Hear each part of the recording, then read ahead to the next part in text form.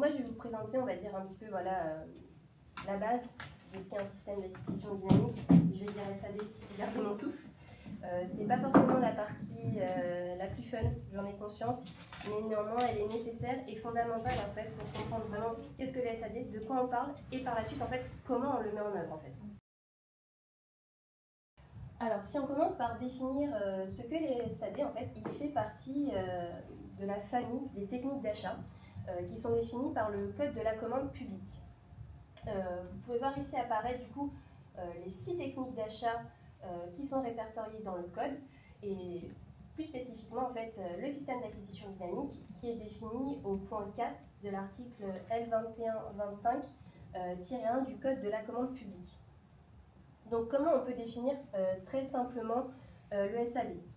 Le SAD en fait il va vous permettre de présélectionner un ou plusieurs opérateurs économiques via une procédure qui est électronique et via des critères en fait de sélection, de présélection qui sont objectifs. Ce système d'acquisition dynamique, il peut être utilisé uniquement pour de l'achat d'usage courant. Donc voilà vraiment les bases du SAD. Présélectionner des candidats pour de l'achat d'usage courant via des critères objectifs. Ça, c'est vraiment la base de ce qu'il faut retenir de la définition du SAD. Par la suite, du coup, je vous ai fait une petite frise qui reprend vraiment très schématiquement les différentes étapes en fait dans la mise en œuvre d'un SAD. Donc c'est vraiment très schématique, mais c'est pour que vous compreniez en fait ces différentes étapes. Et vraiment le maître mot qu'il faut retenir de cette frise, c'est qu'en fait le SAD, c'est en quelque sorte une procédure de consultation qui est continue. Donc vous allez un peu mieux comprendre quand je vais vous expliquer, mais c'est vraiment l'idée qu'il y a derrière cette technique d'achat. Donc vous pouvez voir que dans ma frise, je n'ai pas mis tout ce qui est l'amont de la procédure de passation, le sourcing, le benchmark, la rédaction de vos pièces. Ça, on va dire, c'est du classique. Le SAD fonctionne comme toute autre technique d'achat ou procédure de passation. C'est vraiment du classique, donc je n'évoque pas. J'attaque donc directement par la publicité de votre DCE. Lorsque c'est un SAD, en fait, la publicité va se faire sur le journal très classiquement selon votre seuil de publicité, la valeur estimative de votre SAD. Donc ça ne change pas vraiment. Par contre, ce qui va changer quand vous allez faire la publicité de votre SAD, c'est qu'il va falloir indiquer déjà la matière dans laquelle pourquoi vous faites recours au SAD et dans quelle matière. Et notamment, ce qui est très important, c'est la période de validité du SAD. Donc, est-ce que vous allez faire un SAD sur 4 ans, sur 48 mois, sur 8 ans? Donc ça, vraiment, c'est le petit truc qu'il faut penser à indiquer dans votre SAD parce qu'en fait, c'est quelque chose qui va se perpétuer sur plusieurs années. Ce n'est pas une procédure qu'on va lancer, qui va aboutir, qui va se terminer après l'exécution. Là, vraiment, c'est quelque chose qui vit. Donc là, il est vraiment nécessaire, dans cette publicité, que vous indiquiez cette période de validité du SAD. C'est vraiment le point à retenir dans votre publicité. Donc, une fois que vous avez fait votre publicité, en fait, vous allez recevoir, normalement, si tout va bien, une première salle en fait, de candidatures. On appelle ça les candidatures initiales. Généralement, il faut ménager un délai de 30 jours minimum pour recevoir ces premières candidatures. Il faut savoir également que vous pouvez prévoir dans votre SAD, au sein de votre publicité, de créer des catégories à l'intérieur de celui-ci. En fait, les catégories, c'est un peu comme si vous allotissiez un marché classique. Sauf que là, vu que ce n'est pas vraiment un marché, c'est une technique. Dans le cas d'espèces, on parle de catégories. De manière assez classique, des catégories qu'on pourrait faire dans un SAD, par exemple, pour de l'achat de véhicules.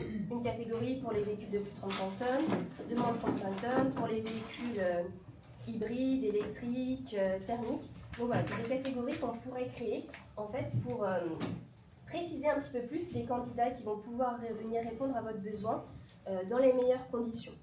Donc ça, c'est juste une petite spécificité. Vous n'êtes pas obligé de faire des catégories, mais c'est tout à fait possible. Donc une fois que vous avez vraiment tous ces éléments, que vous avez vos candidatures initiales, que vous avez potentiellement créé des catégories, vous allez passer à la présélection, à une première présélection en fait des candidatures initiales. Donc ça, votre présélection, en fait, vous la faites classiquement sur les critères objectifs que vous avez définis initialement dans les pièces de votre DCE. Une fois qu'en fait, que cette première présélection est faite, en fait, votre SAD est installé. Donc, il peut commencer à vivre. Vous avez votre vivier de candidatures qui existe, de candidats en fait, qui peuvent répondre à votre besoin dès lors que ce dernier survient. Il faut savoir que, bien sûr, vous faites votre première présélection, votre SAD est installé, mais à tout moment, une fois que la première présélection est faite, à tout moment, de nouveaux candidats peuvent venir candidater au SAD. Et cela après la candidature initiale qui était fixée des 30 jours. Il faut savoir que lorsqu'un candidat va vous remettre sa candidature, que l'opérateur il va dire voilà, je vais intégrer votre SAD, généralement, il faut lui répondre sous minimum 10 jours pour qu'il puisse intégrer quand même assez rapidement le système. Et il faut vraiment savoir que c'est à tout moment qu'un nouveau candidat peut intervenir. Donc ça laisse vraiment une très grande liberté.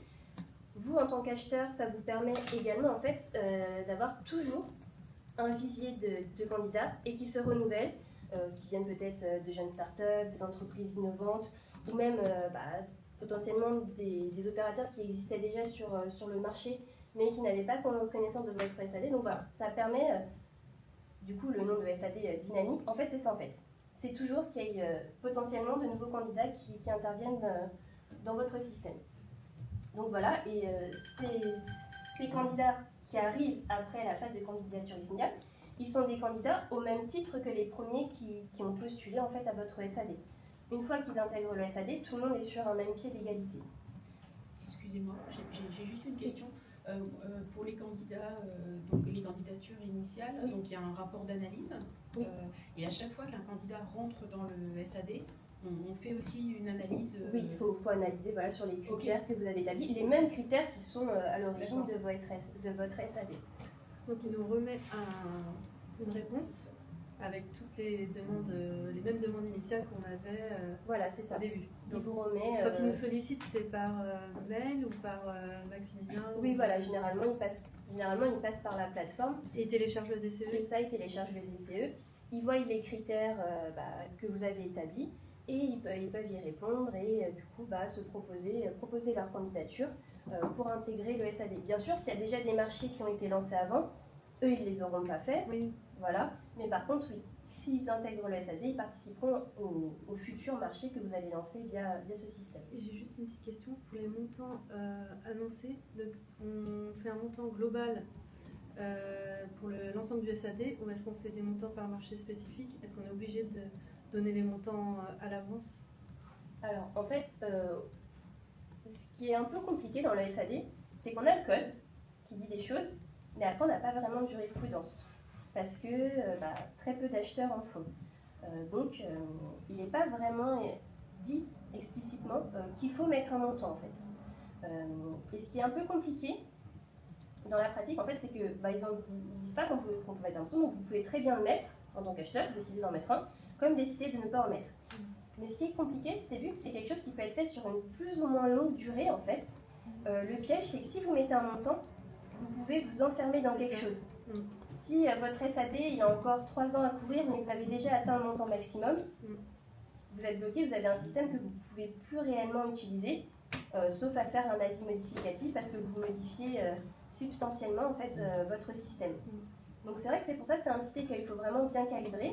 Peut-être oui, mettre un montant pour se sécuriser un petit peu, que ça soit, par contre ça vous pouvez très bien le faire au stade des catégories ou au global, c'est vraiment comme vous l'estimez selon votre besoin et comment en fait, vous faites le montage de votre SAD. Mais voilà, il faut prendre en compte que du coup, vu que c'est sur une longue durée, que ça peut potentiellement évoluer, ça se trouve, il va y avoir une innovation qui va faire augmenter le prix de votre besoin ou peut-être qu'il va le faire diminuer. Donc voilà, c'est ça aussi qui est difficile en fait à calibrer dans le SAD et que des fois, on dit peut-être mettre un montant, c'est pas nécessairement une bonne idée. En tout cas, on ne vous en tiendra pas préjudice si vous n'en mettez pas. D'accord. Au stade actuel, il n'y a pas de jurisprudence qui dit non, il faut m'en mettre un montant minimum ou un montant maximum, il n'y a rien qui est dit. Okay. Donc ça, c'est vraiment à votre propre appréciation, si je puis dire. Donc voilà pour ces éléments-là. Voilà, justement, comme j'en parlais, donc bien sûr, il faut que vous examiniez donc, les nouvelles candidatures réceptionnées dans un délai de 10 jours. Et vous avez bien sûr la possibilité à tout moment de modifier votre DCE. Alors, si c'est juste des précisions, par exemple, vous aviez défini votre besoin initial, mais avec le temps, le SAD a vécu, il y a eu des évolutions. Vous avez besoin de préciser un petit peu votre besoin parce que vous voyez qu'il faut l'adapter par rapport au premier marché spécifique que vous avez lancé. Vous pouvez préciser votre DCE, c'est tout à fait possible. Par contre, si vous modifiez votre DCE de surcroît substantiellement, là pareil, il n'est rien dit dans le code, il n'est rien dit par la jurisprudence, mais en tant que juriste, en tout cas, on vous conseille de faire un avis modificatif. Pourquoi? Pour vous sécuriser, pour sécuriser aussi les candidats qui sont dans le système et pour se prémunir en fait de tout préjudice. De même, outre faire un avis modificatif, on vous conseille également en fait, de ne pas lancer directement un nouveau marché spécifique tout de suite après une modification. Pour qu'en fait, les candidats initiaux ils aient le temps d'intégrer la modification, mais aussi potentiellement des nouveaux candidats qui soit ont déposé leur candidature et qui viennent de voir un DCE, ils en ont tout de suite un nouveau, il faut peut-être qu'ils recalibrent et peut-être que ça va remettre en cause en fait leur envie d'intégrer le SAD, mais également potentiellement des candidats qui viennent de s'installer dans le SAD, leur candidature a déjà été examinée, mais du coup ça pareil, ça peut changer certains paradigmes. Donc voilà, il faut vraiment se dire que si c'est des précisions, pas de souci. Si c'est des modifications, passez par un avis modificatif et ménagez un temps pour que les candidats présélectionnés de votre SAD puissent intégrer la modification pour la suite après lancer vos marchés spécifiques. Au sein de votre SAD, vous pouvez passer autant de marchés spécifiques que votre besoin vous l'oblige, entre guillemets. Donc ça c'est vraiment un peu les étapes du coup de comment vit le SAD. Et en fait, les candidats que vous présélectionnez, que ce soit les candidats initiaux ou les candidats qui l'intègrent au fur et à mesure, une fois qu'ils sont candidats à votre SAD, en fait, ils ont seulement, attention, ouvrez beaucoup de guillemets, le droit de vous présenter une offre en fait. Ils n'ont aucun autre droit et vous n'avez aucune autre obligation à leur égard, à part bien sûr les principes fondamentaux de la commande publique, rester transparent avec eux, ne pas rompre l'égalité, ne pas faire de favoritisme, les informer dès qu'il y a quelque chose. Mais voilà, leur seul droit, c'est d'intégrer le SAD et de potentiellement pouvoir vous proposer du coup une offre lorsque vous lancez un marché spécifique. Mais ils n'ont aucun autre droit. De même, ça peut paraître un peu bizarre, mais c'est tout à fait possible que vous lanciez un SAD sur une matière, mais que vous décidiez que votre SAD coexiste, mais que vous lanciez un marché sur le même thème que votre SAD, mais voilà, un marché que vous sortez parce que, par exemple, vous voulez passer par une procédure urgente, ou il y a un montant ou quelque chose spécifique et vous ne voulez pas passer par le SAD, c'est tout à fait possible. Et les candidats, ils peuvent rien vous dire en fait, parce que ils sont dans le système, mais ils ne peuvent rien vous imposer, vous ne pouvez rien leur imposer. De même, vous pouvez très bien lancer un marché spécifique, et peut-être que tous les candidats ne vont pas vous présenter une offre. Parce que peut-être c'est pas le bon moment, ou là le marché, ils ont peut-être plusieurs marchés en même temps, ou comment vous avez calibré, vous avez précisé, du coup là ils sont pas sûrs de pouvoir répondre correctement.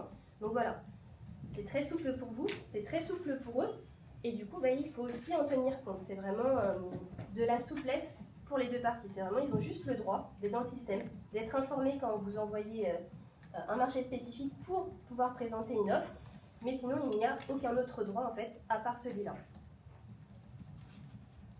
Est-ce qu'on peut sortir un candidat qu'on aurait retenu et qui correspond pas à nos attentes, qui est référencé et qui répond à chaque fois, qui nous fait perdre du temps non. C'est ça, en fait, de ce que j'allais vous dire, c'est que vraiment de cette frise, en fait, il faut retenir 2 points principaux. Déjà que c'est une procédure continue, donc vous pouvez le voir, ça vit toujours, ça continue, il y a un mouvement qui est perpétuel, qu'il faut en tenir compte, et que c'est aussi une procédure qui est ouverte, parce que vous voyez que en fait, tout le monde peut présenter sa candidature au SAD, même si vous n'acceptez pas tout le monde, en tout cas tout le monde le peut, et tout le monde peut l'intégrer dès lors qu'il répond à vos critères objectifs de présélection, donc ça il faut quand même faire attention pour ne pas avoir des offres après trop alambiquées. Mais ce qu'on retient aussi, de ça, c'est qu'en fait, que le SAD, ce n'est pas un contrat. Des fois, par exemple, quand vous faites un accord cadre, direct, vous rentrez dans quelque chose qui est contractuellement établi, vous êtes un petit peu enfermé dans un cadre. Là, il n'y a pas de cadre. Comme je vous l'ai dit, ils peuvent très bien ne pas vous présenter d'offres, ils peuvent très bien, vous pouvez très bien passer outre ce SAD et faire un marché à côté. Et ce qui fait en fait qu'il y a une très grande liberté. Par contre, ce qu'il faut aussi prendre en compte, c'est que du coup, du fait que c'est perpétuel, que c'est dynamique, que c'est continu, ça vous met également une charge à vous en fait. C'est-à-dire que oui, en fait, à tout moment, un candidat peut vous dire, je ne veux plus participer au SAD parce qu'il y a une perte d'intérêt, parce qu'il y a des tensions sur le secteur, parce que peut-être il veut changer de branche. Donc ça, c'est tout à fait possible. Un candidat peut à tout moment vous dire, je me retire du SAD. Et en aucun cas, vous ne pouvez vous y opposer. Pareil, vous, en tant qu'acheteur, ça vous demande aussi une certaine vérification et une certaine action, parce qu'en fait, vous devez vérifier que vos candidats, ils remplissent toujours bien les critères d'attribution. Parce que là, on voit tous le drame. Vous avez votre vivier de candidats, vous lancez un marché spécifique. Pas de chance, le candidat que vous retenez dans votre marché spécifique, que vous avez trouvé que l'offre était l'offre économiquement la plus avantageuse, si on se rend compte qu'au final, il ne répond plus aux critères de sélection et que c'est lui le titulaire. Vous vous doutez bien que le vivier de candidats qui est derrière, il ne va pas trop apprécier la blague s'il s'en rend compte. Donc ça, c'est aussi une charge en plus pour vous que de vérifier en fait que oui, ils répondent toujours bien aux critères. Et si jamais vous vous rendez compte qu'un candidat ne répond plus à l'un de vos critères, en fait, vous pouvez l'interroger, lui dire ton attestation URSSAF n'est plus à jour, qu'est-ce qui s'est passé ici, pourquoi il y a eu une condamnation judiciaire, ce genre de choses. Et si jamais vous voyez que les critères ne sont plus du tout remplis, il est un petit peu, entre guillemets, de votre responsabilité que de le sortir du système, en fait. Qu'il ne soit plus un candidat, qu'il soit potentiellement sélectionnable, que son offre soit sélectionnable potentiellement pour un marché spécifique. J'avais une question. Là, vous parlez de l'URSSAF, etc. Pour moi, c'est des éléments qu'on demande souvent à l'attributeur pressenti. Ce qui veut dire que vous les demandez directement au stade du SAD pendant la candidature. Ou est-ce que c'est pas plus pertinent de ne pas les demander au stade de la candidature au SAD et de les demander uniquement en fait à l'attributeur pressenti?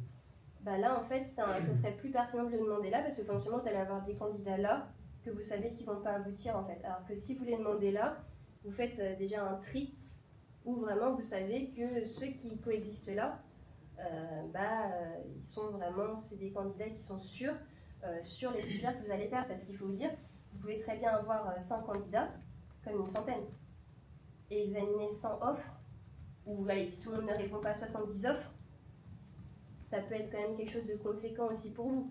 Contrôler que les critères de présélection sont toujours bons, examiner leur offre, ça peut quand même être quelque chose du coup qui vous demande, vous, en interne de vos services, un travail qui est conséquent.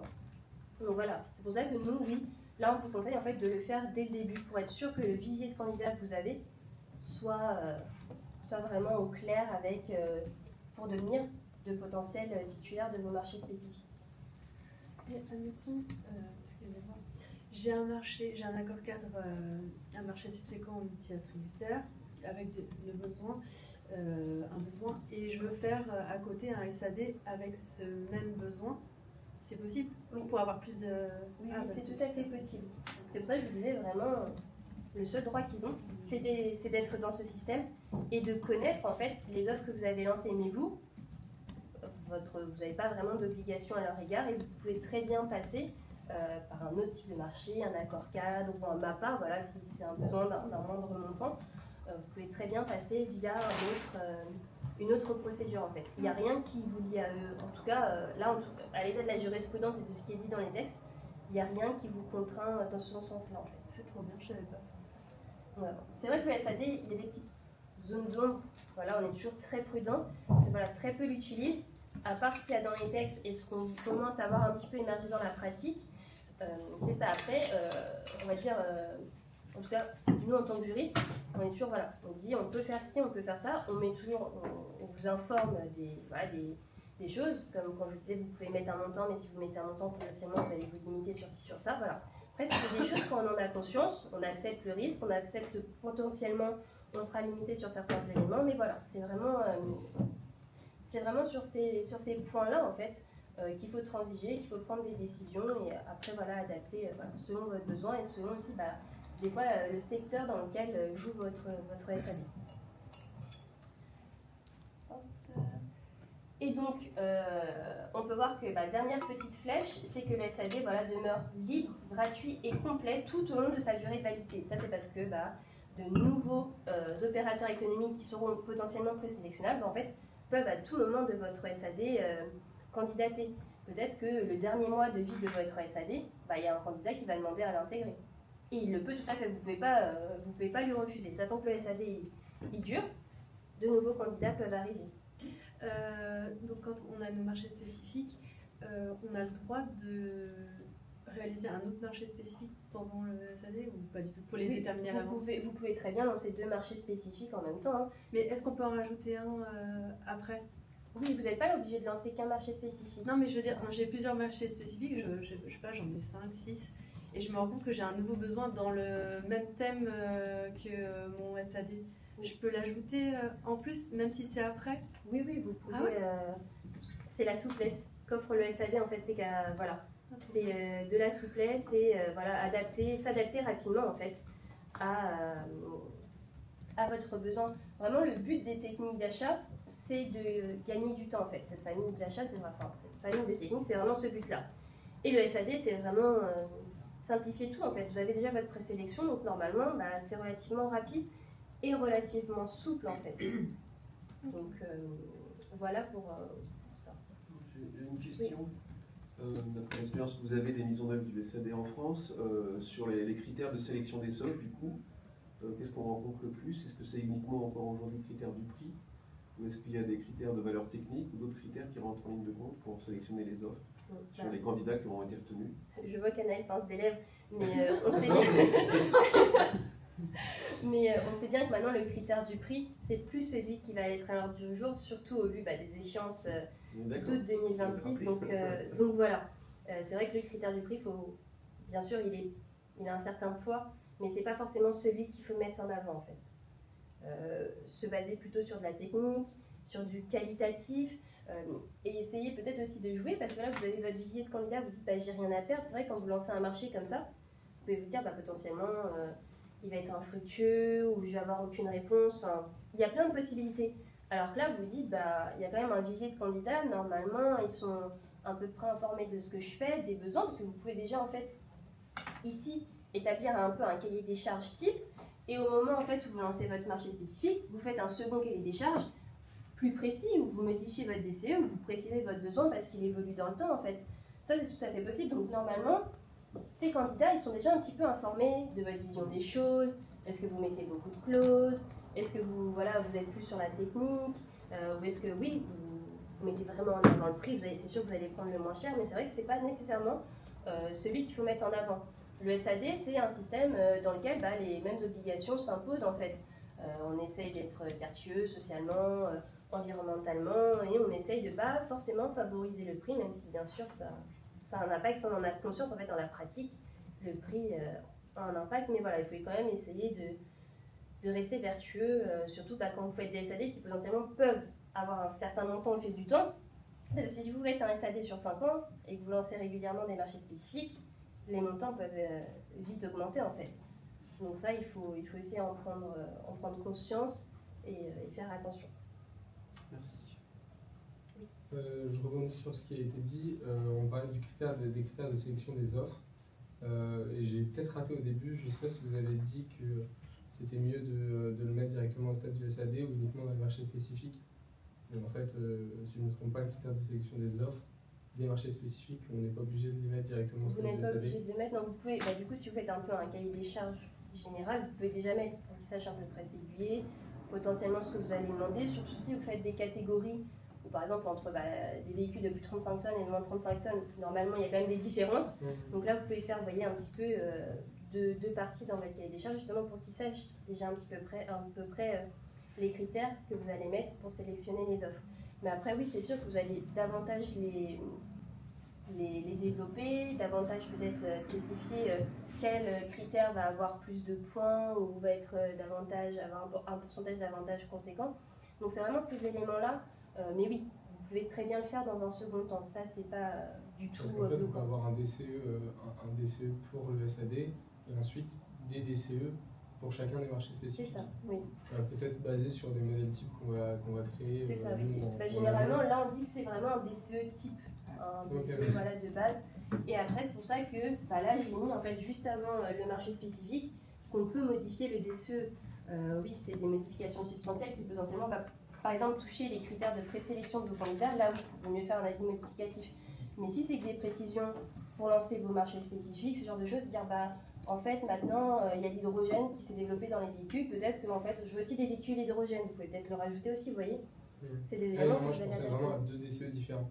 Oui, C'est-à-dire vous qu'on pouvez. a un DCE du SAD qu'on ne touche pas, qui est uniquement là pour la consultation des candidats, et d'autres DCE qu'on crée à chaque fois, à chaque marché spécifique. De toute façon, Donc, vos DCE qui sont faits là, ils vont forcément renvoyer à votre DCE bien sûr, d'origine bien sûr.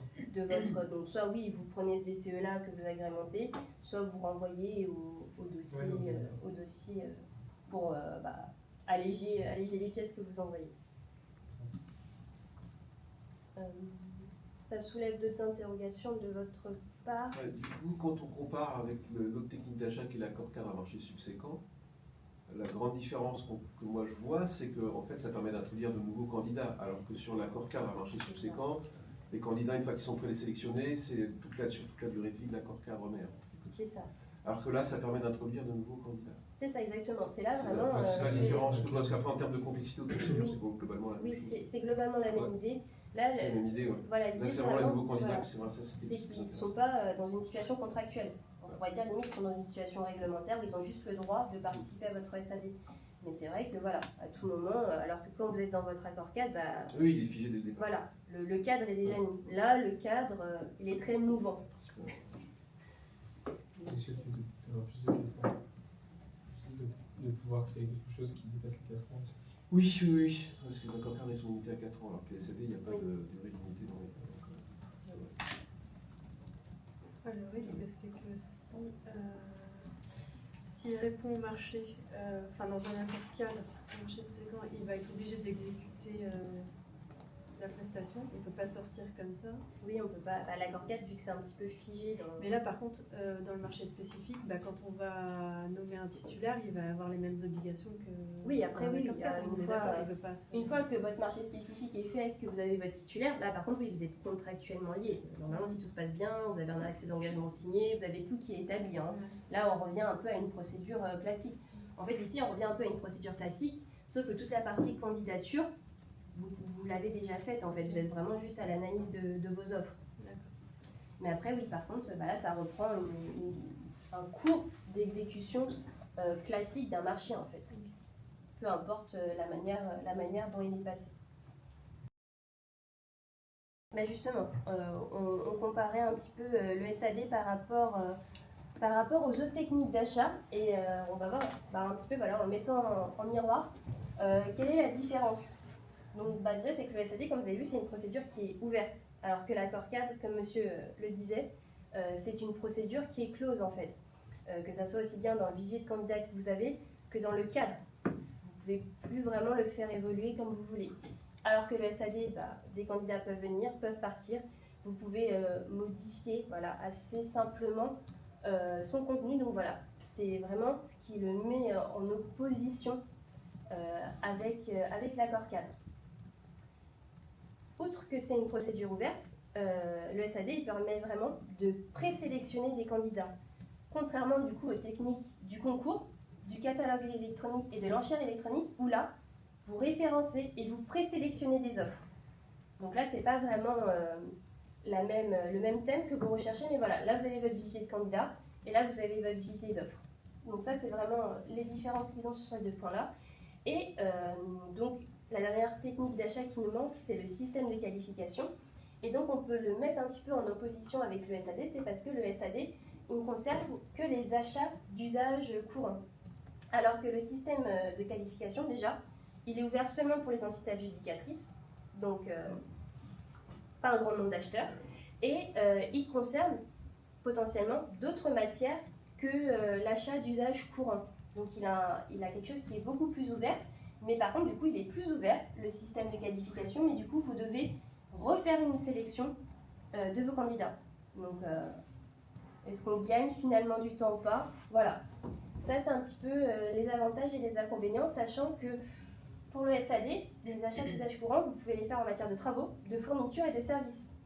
Donc c'est vrai que généralement, on parle du SAD un petit peu pour l'exemple classique. Bon, là, du coup, on n'a pas un exemple classique aujourd'hui, c'est ça qui est bien, de l'achat de véhicules. Mais non, en fait, on peut très bien faire un SAD sur tout type de besoin, en fait, que vous avez dans vos structures. Donc ça aussi, c'est une souplesse qui peut vous être offerte que de passer par le SAD. Donc voilà un petit peu, pour que vous compreniez un peu mieux les avantages ou non de recourir à un SAD par rapport à ses consoeurs techniques d'achat, voilà, de cette grande famille. Enfin, grande famille, ils sont 6. Mais, Excusez-moi, oui. du coup, le SAD, est-ce qu'on peut aussi l'orienter vers, comme un marché réservé avec des entreprises d'insertion, par exemple, uniquement? en tout cas, dans les textes, rien n'interdit en fait que de faire voilà, une catégorie potentiellement, ou dans un marché spécifique de dire bah voilà, si on peut avoir une entreprise de l'insertion sur une partie, c'est un plus, vous aurez des points en plus, vous voyez, un petit peu pour les appâter, ça c'est tout à fait possible. Hein. Mais si on veut vraiment uniquement des entreprises d'insertion pour avoir justement ce sourcing un peu exhaustif de ce qui peut se... Bah, il faut faire votre SAD vraiment dans la première étape dans Oui, la voilà, publicité. Voilà. Le calibrer comme voilà, ça. le calibrer comme ça, dire dans vos critères de présélection, vos critères Il faut que ce objectifs, soit une entreprise, voilà, une ESAT, une ICAE, Oui. voilà, une entreprise, de l'ESS, voilà, ce genre de choses. Il faut les mettre et comme ça, bah, vous aurez votre vivier. Du coup, Annette, tu avais une question? Oui, non, ce que tu veux dire, c'est qu'en fait, on peut réserver, soit on peut faire un marché réservé au sein d'un SAD, soit on peut réserver un SAD. Oui. C'est ça, en fait. En tout cas, rien n'interdit. Oui, voilà, oui. Rien n'interdit. Dans l'état des lièges, comme je vous dis, il y a très peu de jurisprudence, enfin, il n'y a pas de jurisprudence. Ouais. Si Christiana en a trouvé une ou deux. Et les textes, voilà, sont ceux du code, en fait. Donc, très généraux, très lissés. Donc, dans le silence, on peut se dire que oui, et je verrais mal un juge dire, bah non, on vous sanctionne parce que vous avez favorisé des entreprises de l'insertion. Oui, parce que si tu peux réserver un accord cadre. Oui. Donc, tu peux réserver. Dans la logique, oui. C'est pour ça. Ce qui est intéressant dans cette histoire-là, c'est que pour les CAE, on connaît pas toujours tout le panel et ça peut vraiment, pour vraiment avoir un vrai vivier Oui, voilà, et faire du c'est ça qui est sourcing, intéressant. c'est un super outil en fait. Oui, oui. Donc c'est pour ça qu'il faut s'en saisir, mais voilà. Dans le silence, moi, voilà, je dirais que oui, c'est le cas pour les accords cadres en plus. Donc on se dit, voilà, accords cadres, SAD, on les met souvent, voilà, un peu à côté pour comparer, parce que généralement, oui, on a tendance à se baser sur l'accord cadre pour comprendre comment la SAD fonctionne, même si, voilà, il a son propre fonctionnement. Donc voilà. Si vous n'êtes pas encore convaincu, quelques avantages du coup à recourir à un SAD. Déjà, premier avantage et qui n'est pas des moindres, et en fait qui s'applique un petit peu à toutes les techniques d'achat, c'est que de satisfaire votre besoin dans un délai qui est relativement réduit, vu que vous avez déjà votre vivier de candidats, normalement la procédure est un petit peu accélérée dans sa durée. Deuxième avantage qu'on peut identifier dans les SAD, c'est que d'avoir des offres en fait qui sont en lien avec l'évolution des prix, mais aussi faire jouer votre concurrence, parce que votre SAD il va vraiment en fait créer un espace en fait exclusif de concurrence. Votre concurrence, ça va se faire entre vos candidats qui sont déjà sélectionnés. Donc déjà, cette concurrence, elle est maintenue. Normalement, vous avez plusieurs candidats si tout se passe bien. Elle est maintenue entre ces candidats-là.